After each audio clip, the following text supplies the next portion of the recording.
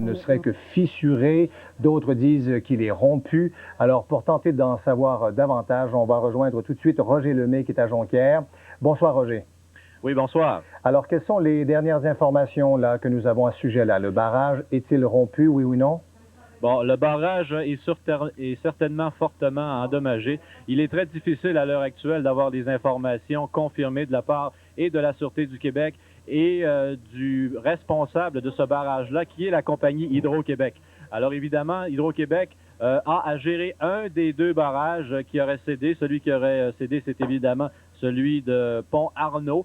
Et évidemment, on n'a pas de confirmation. Ce qu'on sait cependant, c'est qu'on a demandé très rapidement à des gens d'évacuer le périmètre à Chicoutimi. Vous savez qu'il y a un barrage qui est situé à Chicoutimi, au centre-ville, qui est celui qui est géré par la compagnie La Papetière Abitibi-Price. C'est ça. Alors évidemment, si par exemple ça se confirme durant les prochaines minutes, évidemment, il faudra faire évacuer les personnes qui sont à proximité de la rivière Chicoutimi jusqu'au centre-ville de Chicoutimi. Et bon, ben là, ça peut créer beaucoup de dégâts, là, parce qu'il peut y avoir un effet domino, effectivement. Ben voilà, tout à l'heure, on le disait, là, un barrage, vous dites fissuré.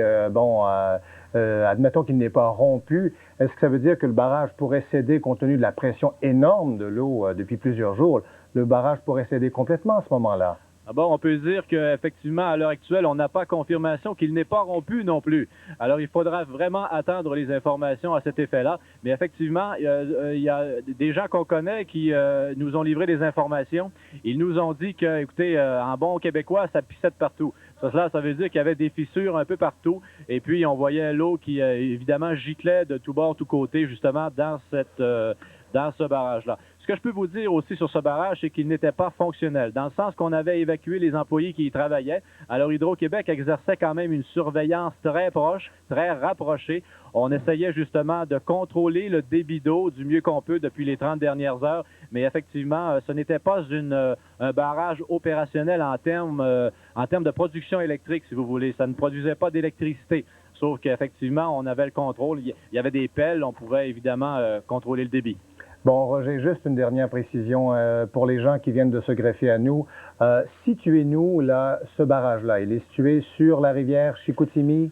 D'accord, c'est cela, c'est que la rivière Chicoutimi, si vous voulez, fait le lien entre le lac Kenogami, qui est un bassin assez important dans le secteur nord-ouest du Saguenay, et qui, si vous voulez, se traduit en deux autres rivières à l'embouchure, c'est-à-dire la rivière Chicoutimi, son nom l'indique, qui arrive au centre-ville de Chicoutimi. Il y a 5 barrages sur cette rivière-là, et l'autre, c'est la rivière aux Sables qui s'en va vers Jonquière. Toutes les deux vont se jeter dans le Saguenay, artère principale, évidemment, qui fait le lien entre le fleuve Saint-Laurent et le lac Saint-Jean.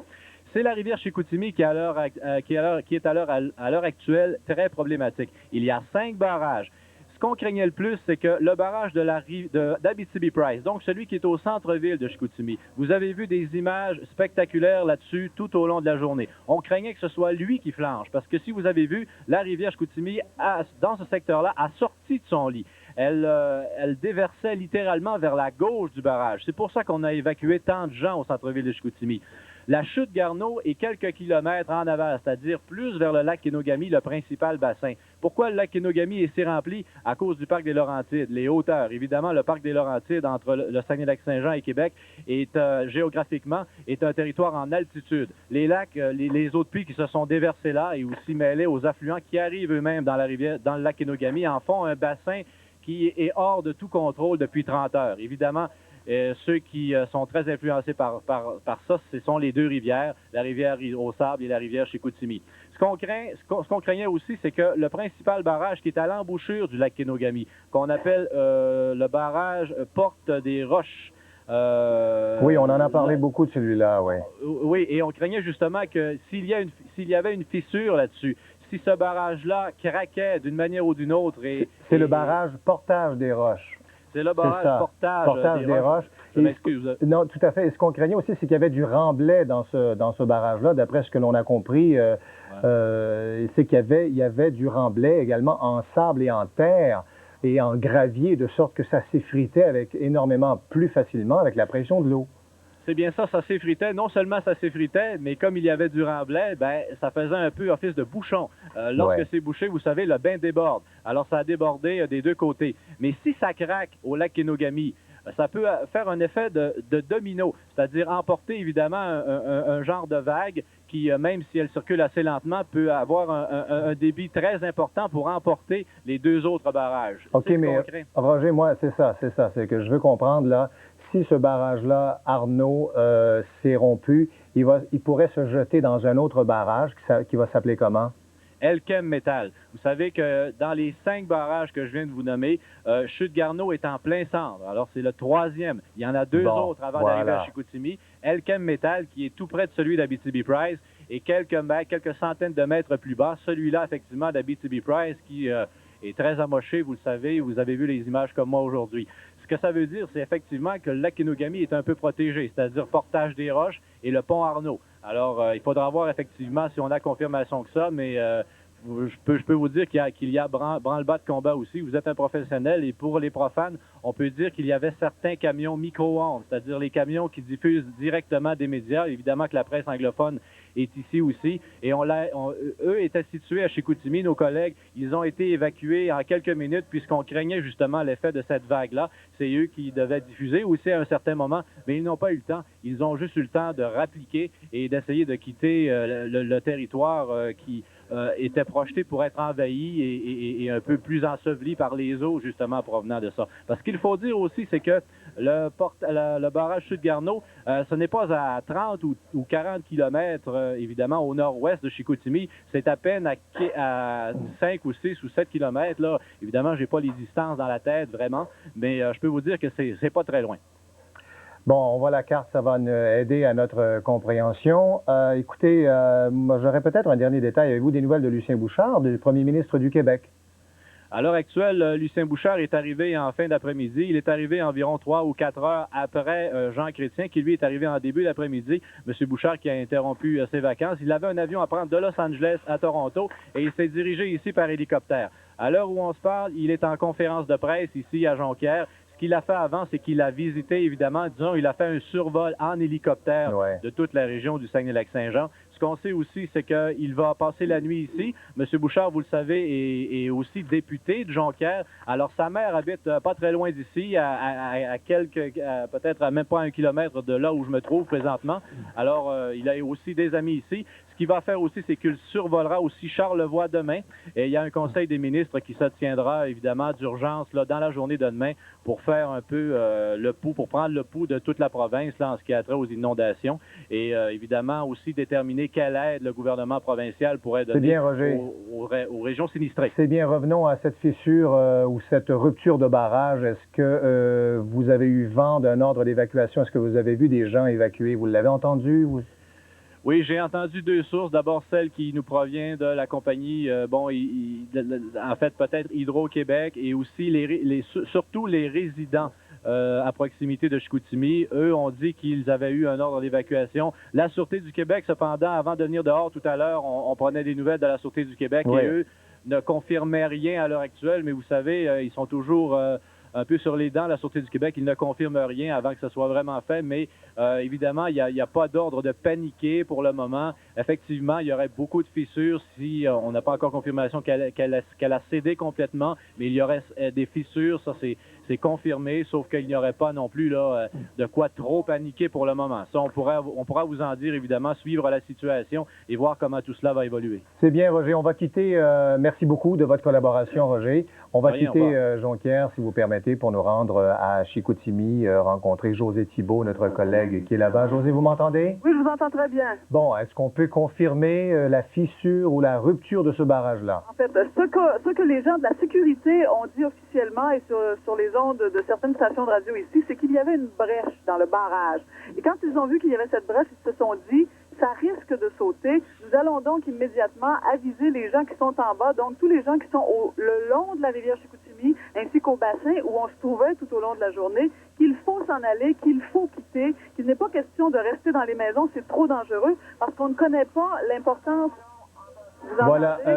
Au moment où l'on se parle, José, il n'y a pas de problème. On voit une camionnette là du service des incendies qui, effectivement, lance cet avis d'évacuation aux résidents. Alors, on voit les résidents sortir des maisons là pour évacuer les lieux. On leur a dit de s'en aller très, très vite parce qu'on ne savait pas si cette fameuse brèche allait demeurer une brèche ou si elle allait complètement vidé le barrage.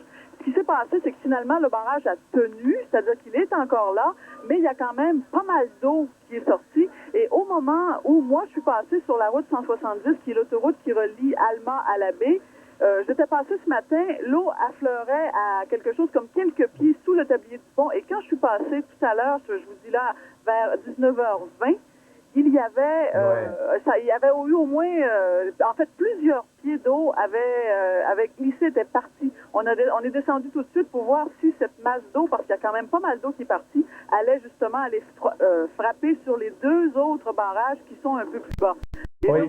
Oui, je veux juste faire un petit aparté, José. Les images que l'on a vues, évidemment, ce sont des images, madame, monsieur, qui nous parviennent directement. Alors, ça explique un petit peu la qualité des images, mais vous êtes comme nous, là, à la maison, c'est que vous regardez, vous voyez ces images-là dont nous disposons en vrac et qu'on vous livre comme ça, en direct. José, je m'excuse de vous interrompre, je voulais juste expliquer un petit peu la qualité de l'image. On a eu des images qui sont extrêmement importantes à voir, mais évidemment, là, ce ne sont pas des images qui sont plus léchées, là. Vous savez, lorsque nous étions cet après-midi un peu au-dessus du bassin et du pont du Buc à Chicoutimi, on se croyait en sécurité. Et au moment où l'appel d'eau est venu, où est-ce qu'on a dit, écoutez, vous devez quitter, et ça a dû être extrêmement rapide. Ils nous ont pas laissé le temps de tout emballer correctement. Ils ont dit, vous en allez, vous partez. Ils ont parlé tantôt des camions des autres stations qui étaient en bas. On s'est demandé qu'est-ce qui arriverait avec eux s'ils auraient le temps de tout remballer eux aussi, parce qu'ils étaient beaucoup plus près. Parce que l'eau de la rivière Chicoutimi avait creusé un bassin un petit peu plus grand au cours de la journée, ce qui fait qu'il y avait moins d'eau. On avait l'impression, enfin, que le niveau était plus bas, mais dans le fond, ce que vous dites, c'est que ça avait creusé le sol. Ça avait creusé le sol de chaque côté, ce qui fait que le lit de la rivière s'était élargi. Il y avait donc moins d'eau dans le bassin et sur le sol en bas complètement. Mais dans la réalité, l'eau était tout aussi rapide, tout aussi forte et c'était tout aussi dangereux. Il ne fallait pas descendre aussi bas que ça. On a entendu, José, à midi, le sous-ministre à la Sécurité civile qui est extrêmement prudent et qui disait qu'il était très préoccupé par l'état, la structure de ces barrages-là et qu'il les surveillait de très près, évidemment, qu'on craignait le pire. Alors, ce que nous sommes en mesure de constater ce soir, c'est que peut-être que dans la journée, compte tenu de l'énorme pression d'eau qui repose sur ces barrages, c'est qu'il y en a un qui s'est fissuré. Ça, au moins, on est capable de le confirmer. On a demandé aux gens de quitter. Est-ce que ce barrage fissuré comme ça va tenir le coup? C'est la question maintenant. C'est une question importante, mais il faut bien savoir aussi que ces barrages-là sont extrêmement solides. Les barrages, par définition, doivent être ancrés sur le roc. On a eu un ingénieur qui est venu nous le dire cet après-midi. Et ce ne sont pas comme des digues, ce ne sont pas des ouvrages faits de terre et de béton. Ce sont des ouvrages qui sont vraiment ancrés dans le roc et qui sont extrêmement solides. Pour que ça brise et que ça casse, il faut vraiment plus qu'une simple poussée d'eau, parce qu'ils sont construits de manière à répondre, entre autres, aux exigences de notre climat. Puis là, je vous donne l'exemple des glaces. Qui peuvent être très tumultueuses, qui peuvent descendre avec beaucoup de vitesse pendant la crue des eaux printanières. Alors, c'est fait pour résister à ça. Le problème qu'on peut voir parfois dans des... vous avez peut-être à l'idée, un peu comme moi, les images qu'on voit dans certains films où le barrage se fissure et la masse d'eau descend dans une vallée. Ce genre d'événement-là, d'après les gens à qui on a parlé, ne peut pas exister ici. Oui, mais il y a bien des choses qu'on a vues ces derniers jours qui n'existent pas normalement. José, passez-moi ce commentaire-là. C'est extrêmement... Parlez-nous un petit peu de ce barrage-là, Arnaud. Vous dites qu'il est de structure là, bien armée sur le roc? C'est ce qu'on nous a dit. C'est un barrage ancien, mais très solide, qui n'était plus en fonction. D'ailleurs, les gens qui travaillaient pour l'entretien n'y étaient pas au moment où tout ça est arrivé. C'est en faisant les vérifications qu'on fait de plus en plus depuis plusieurs heures qu'on a décidé ce matin d'évacuer tout le monde du barrage. Mais on est retourné voir et on s'est aperçu à ce moment-là qu'il y avait une brèche. Mais ce n'est pas parce que c'est un barrage qui était dangereux ou fragile. C'est vraiment ce qu'on nous a dit. C'est un barrage, comme d'autres, très solide, mais à force de le gratter, à force de pousser et avec l'âge, c'était compréhensible, semble-t-il, qu'il y ait pu y avoir une fissure et que l'eau se soit engouffrée de ce côté-là. Ça ne veut pas dire que le barrage va lâcher, mais évidemment, maintenant... tout est possible. On est obligé de vivre un peu dans l'expectative et de se demander qu'est-ce qui va se passer. Bon, enfin, disons que c'est une alerte préventive. C'est pas mauvais d'en avoir. Évidemment, on veut prévenir le pire. C'est survenu vers quelle heure, ça, cet avis d'évacuation, José? Vers 19h15. 19h10, 19h15. Moi, quand je suis passée plus en amont de où on était, là, juste, je vous dirais, 2 kilomètres plus bas que le barrage de Pont-Arnaud. Ouais. C'était déjà passé et il était 19h20. Mais bon, pour les gens qui ne connaissent pas bien la région, qui ne sont pas sur place, est-ce qu'il reste des gens à Chicoutimi? Évidemment, il y a des secteurs qui ne sont pas évacués. Oui, parce que Chicoutimi est vraiment une ville qui est construite sur dans des escaliers. En dents de scie, oui. Ah, tout à fait. Il y a si vous regardez, c'est comme un plateau qui descend en dents de scie avec plusieurs rivières qui sont souvent très, très encavées dans le roc. Oui. Et chacune de ces rivières-là a des maisons de chaque côté. Bon. Et les plus importantes sont la rivière Chicoutimi et quelques autres, la rivière du Moulin, entre autres, qui reçoivent les affluents du lac Kenogami et du parc des Laurentides, qui est beaucoup plus haut. Oui, mais la région évacuée, c'est-à-dire le secteur évacué, là, vous pourriez nous en parler un peu? C'est vraiment tout le centre, c'est vraiment tout le centre-ville. C'est le cœur. C'est tout le secteur qui est compris, on va dire, pour les gens qui connaissent ça, c'est peut-être difficile, mais c'est tout le secteur qui comprend entre le vieux port de Chicoutimi, oui. le secteur de Rivière-du-Moulin et le secteur de la Côte-Réserve. Et à partir des ponts, on peut monter sur à peu près 1 kilomètre. Tout ce secteur-là a été évacué pour parer au plus pressé. Et on a vu, on me dit que nous avons actuellement des images en direct de ce barrage. Ce qu'on voit présentement, là, c'est la digue qui est en haut du barrage. Ah bon? Ce n'est pas le barrage Arnaud, ça, non, José? c'est la compagnie Abitibi-Price. Bon, très bien. Ce sont les images qu'on vous montrait peut-être un peu plus de loin plus tôt dans la journée. Il reste une maison. Il y en avait d'autres à côté de cette maison-là et les maisons ne sont plus là. OK. Alors, cette maison-là est encore là, bien solide, mais on voit que déjà devant, ça risque de partir. Pour notre compréhension, José, cette eau-là se jette dans le barrage Arnaud? Non. Ce barrage-là, c'est le dernier en bas. Ça, c'est la digue du barrage Price. Le barrage Price, c'est le dernier qui se jette dans le bassin qui, lui, se jette dans le Saguenay. D'accord. Le dernier sur un total de 5. On nous a dit tout à l'heure que le barrage touché était le 3e, donc en plein centre. Si je vous récapitule ça, c'est qu'il y a le Saguenay avec le bassin en bas. Il y a le barrage qu'on voit présentement à la télé qui a reçu les eaux. Plus haut, il y a le barrage de la compagnie Elkem.